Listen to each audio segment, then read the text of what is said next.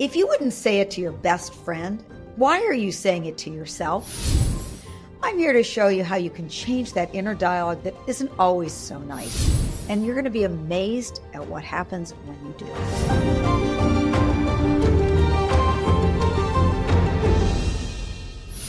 Hi, I'm Marci Shimoff. I'm a featured teacher in The Secret, the author of the Chicken Soup for the Woman's Soul series, and the founder of Your Year of Miracles. And let's be honest, we can be so hard on ourselves, and we might say things that we would never dream of saying to anyone else. You know, would you tell your best friend, you're not good enough, or you're never going to make it? Of course you wouldn't. You'd be their biggest cheerleader. You'd be reminding them how strong and capable and really amazing they are, right? But when it comes to our own inner dialogue, it can be a whole different story. We are so often our own harshest critic. We are just constantly second guessing ourselves, doubting ourselves, tearing ourselves down. And here's the thing, you know, those words and those thoughts, they have so much power and influence over your confidence and your happiness in your life. And it may be affecting you in ways that you might not even realize. So let's consciously take advantage of this. Is what you're telling yourself right now on a pretty regular basis, maybe daily, is it lifting you up or is it bringing you down? Think about it. You know, what if you started to talk to yourself like you would talk to somebody that you really love? What if instead of criticizing yourself, you really began to lift yourself up? Well, today we're going to explore how you can rewire your inner dialogue and how you can become your number one fan, because really, you deserve to be your own biggest cheerleader. And my suspicion is that once you start, you're going to actually be amazed at how your life can really transform. So let's start with this. Your thoughts, they hold incredible power. Now, I'm sure you've heard that before, but I really want you to hear it right now. Your thoughts hold incredible power. The way that you talk to yourself has more influence over your life than anything that anyone else says to you. It's not only that little voice in your head, but it's your inner critic that's with you 24/7. It shapes the way you see yourself. It shapes the choices that you make, and it really shapes the results that you get in your life. In fact, there is science behind this. Neuroscience tells us that the thoughts we think, whether they're positive or negative, they're creating neural pathways in the brain. And these neural pathways, over time, they become more and more automatic. And so if you are used to criticizing yourself, it becomes easier and easier to fall back into that pattern again and again. But here's the good news. We can all create new neural pathways. We can teach our brains to think in ways that uplift us and then empower us. And isn't that a much better way of living life? Let me share a story with you about my own life and how I was able to quiet down some of these negative beliefs that I had been carrying around for most of my life. About 11 or 12 years ago, I had the idea. I was in the kitchen making lunch one day with my then assistant, Kim, and we had this conversation that sparked the inspiration for leading a program that I have been leading now for these 12 years. It's a large program called Your Year of Miracles. And it's about helping people live in the miracle zone. And I had this vision for teaching this. And my inner critic spoke up big time in the months that led up to the launch of that program. And I heard those messages that I had heard all my life on repeat. Oh, nobody's going to want that. You don't know what you're doing. You're never going to be good enough to do this. This is never going to work. Other people are already out there doing it better than you ever could.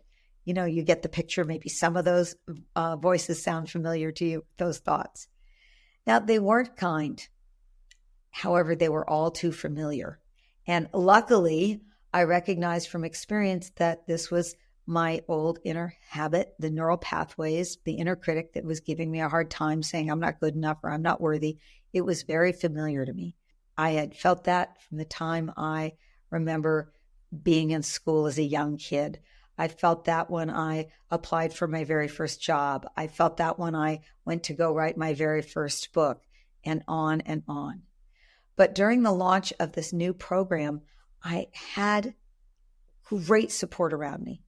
And I had support that was really intent on helping me cultivate awareness of these old thoughts so that I could choose to create new neural pathways and focus on believing in myself.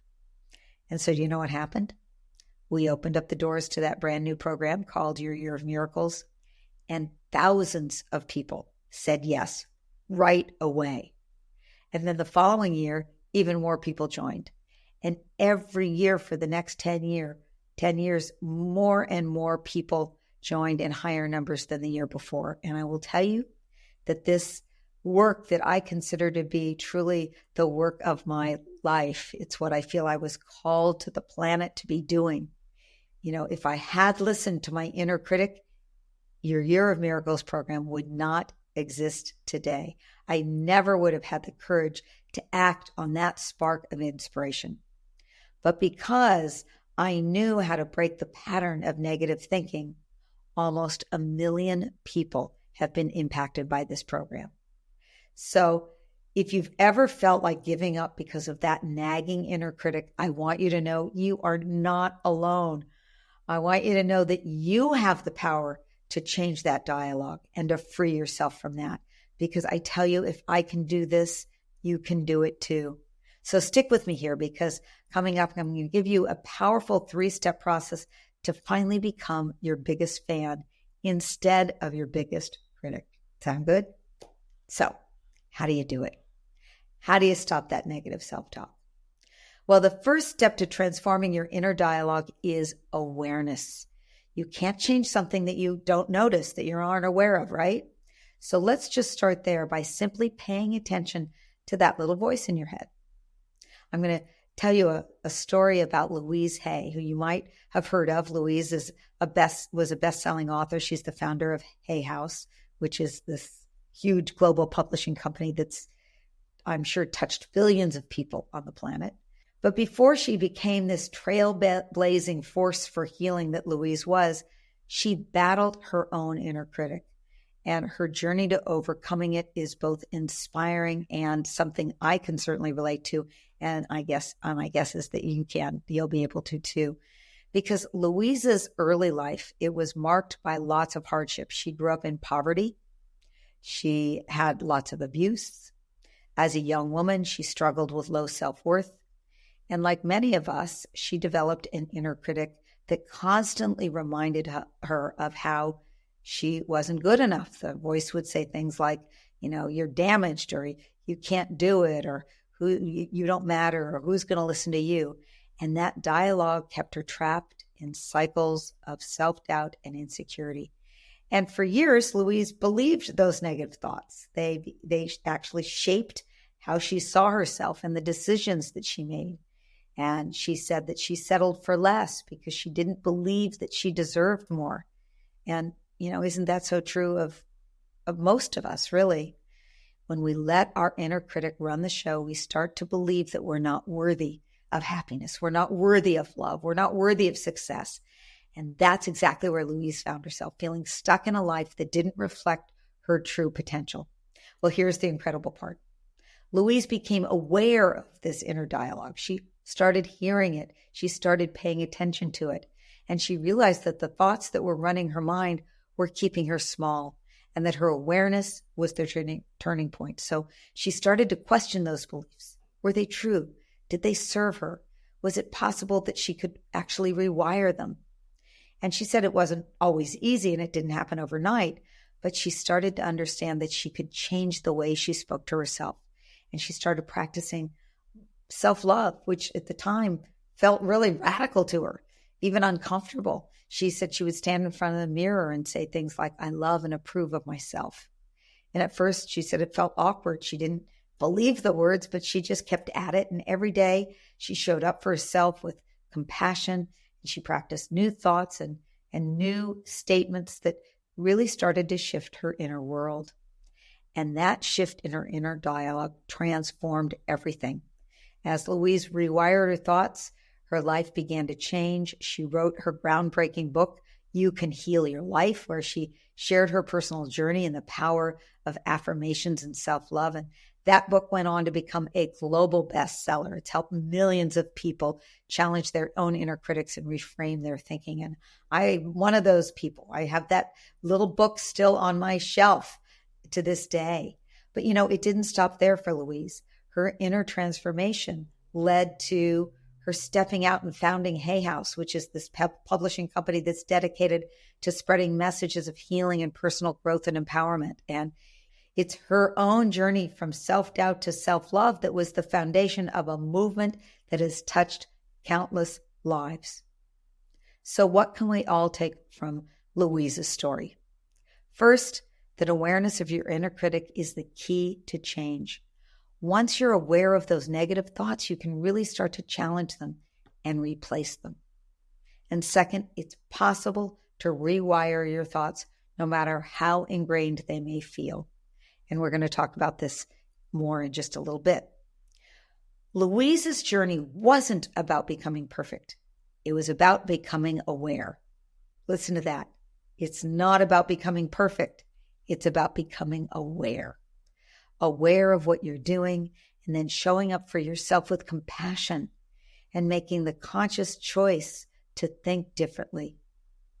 And that choice led her to heal her life and to help many of us do the same. Now, we're coming up to step number 2. When you notice those negative thoughts, don't beat yourself up for having them. That's more of your inner critic. So those thoughts, they're not your enemy. They're trying to protect you, but in a misguided way. It's a well-meaning but overprotective friend, that inner critic, who's just giving you some bad advice. So instead of pushing that critic away, meet it with compassion. Acknowledge it. You can say something like, I hear you, I see you, but I don't need you anymore. I don't need to hear that anymore. That's a story that no longer needs to be told. So the goal here isn't to fight with yourself, but to gently guide your thoughts in a new direction. Now, this is going to feel uncomfortable at first. That's normal, but keep at it. Not only will your inner critic start to quiet down, but you're going to have a much easier time of recognizing and responding with compassion. Now you're ready for step 3. It's time to actively rewire your brain so that you can move from being your own biggest critic to being your biggest cheerleader. So, like I said, Louise Hay's transformation wasn't overnight, but it was powerful. She rewired her thoughts, and she opened up herself to a whole new level of creativity and of confidence. And you can do the same. So what I want you to do, doesn't have to be complicated, is I want you to choose a simple mantra that resonates with you. Something like, I am worthy of love and success, or I am capable and confident, and just something simple. And every time you catch yourself falling into those old patterns, gently bring yourself back to your new mantra. That's a new loving mantra to yourself, your new story. Your old story is a story that doesn't need to be told. Your new story is your healing story, the story of your vision of what is healing for you. And with consistency, these new thoughts are going to start to take root by creating new neural pathways in the brain, and you will notice a shift. Okay? So let's do something really powerful right here, right now. We're going to do it together. It's simple, it's quick, but it's incredibly effective practice that you can use anytime to lift yourself up. And so what we're going to do is we're going to say some self-love affirmations out loud. And if it feels silly at first, don't worry about it. Trust me. It felt silly to me too. And this is how we start to rewire those old thought patterns and create the new empowering ones. And the more you stick with this, the more they sink in and you find yourself going, yeah, that's true. I believe that. Okay. So let's do this. I want you to repeat after me, say it out loud and say it like strongly as we go along, and just get playful. Just, don't worry. It doesn't need to be perfect. And if it feels awkward or funny, just shake it off. Let's be our own biggest cheerleader. And I like to do this with my hand over my heart. So repeat after me. I am enough just as I am. Yeah, you did it. Okay, how did it feel? If it's a little awkward, don't worry about it. Let's keep going. Now we're going to do this a little more playfully. You're going to say your name and you're going to say, like I'm going to say Marci, you're going to say your name. Marci, I am my own biggest fan. Woo! Okay, so do that with your name in there. Yeah, you got it. That's the energy. Keep up that energy. All right, next one. I want you to say, I've got this and I'm doing amazing. Yeah, you did it. And then here's one more. I love and accept myself just as I am. Yes, you are doing great. Okay, now we're going to add on one more and do this in the energy of play and light. It's got to feel good. Here we go. I am awesome and I'm rocking it every day. I'm awesome and I'm rocking it every day. There you go. And here's our very last one. I am worthy of success, love, and joy. That's it. Do you feel an energy shift inside of you? Notice it. You are literally training your brain to think differently. So awesome, awesome, awesome. And I just want you to congratulate yourself because you just took a massive step toward rewiring your inner dialogue. And guess what?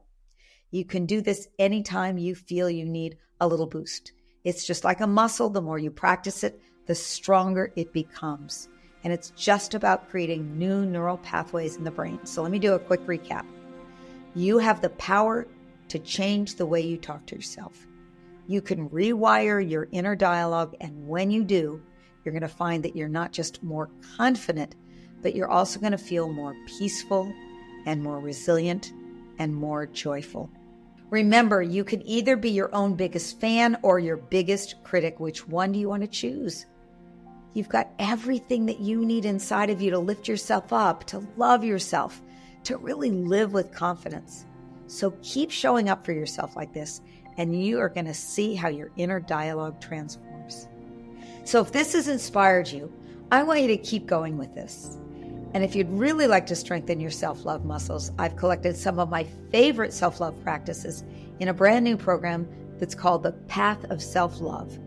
Not only are you going to learn from me, but you're also going to hear from Lisa Nichols and Mike Dooley and Jamie Kern-Lima on what you can do today to love yourself unconditionally. So just go to miracleofselflove.com or click the link below and check it out. I am here for you. Please comment below if this gave you a boost today. I know it gave me a boost getting to be here with you. And now let's really give ourselves a little cheer to close this out. So say along with me on the count of 3. 1, 2, 3. I'm amazing. Okay. 1, 2, 3. I am amazing. Because here's the truth. You are amazing. And I thank you so much for doing this with me. And remember, you've got this.